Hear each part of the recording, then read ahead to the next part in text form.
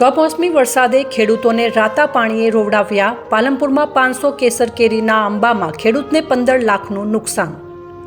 હવામાન વિભાગની આગાહીને પગલે બનાસકાંઠાના થરાદ, ડીસા, ધાનેરા, દાંતીવાડા, અમીરગઢ, વડગામ અને પાલનપુરમાં મોડી રાત્રે ભારે પવન અને વીજળીના કડાકા ભડાકા સાથે કમોસમી વરસાદ વરસતા ખેડૂતોના બાજરી, જુવાર અને મગફળીના પાકોને નુકસાન પહોંચ્યું છે.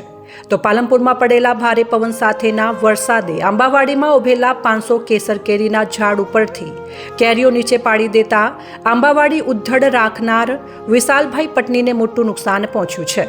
વિશાલ પટનીએ કહ્યું છે કે અમે 8 લાખ રૂપિયા આપીને 500 કેસર કેરીના આંબા ઉધડ રાખ્યા હતા અને અમને આશા હતી કે આમાંથી અમને 15 લાખ રૂપિયાની કેરીઓ ઉતરશે.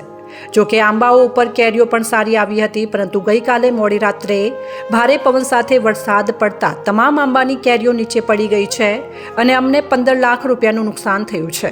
હવે સરકાર અમને યોગ્ય સહાય નહીં આપે તો અમે દેવાદાર બની જઈશું. મારું નામ કોંતાબેન પટની છે. 500 આંબાવાડી છે. અમે ઉચક રાખી હતી 8 લાખમાં. પછી અમે ખર્ચો અમારે 8 લાખ છે. આવક હતી 15 લાખ. એમાં રાતે અચાનક વાવાઝોડું આવી ગયું, તે બધી કેરીઓ પડી ગઈ. તે હવે સરકાર સહાયતા આપે તો અમે બચી શકીએ, નકર અમારા ઉપર દેવું થઈ ગયું. મારું નામ વિશાલકુમાર છગામા પટની છે. અમે 500 આંબા જેવા એવા 7-8 લાખનો ખર્ચો હતો અમારે, અને એવું હતું અમને કે 10 થી 15 લાખ રૂપિયા અમને ફાયદો થશે.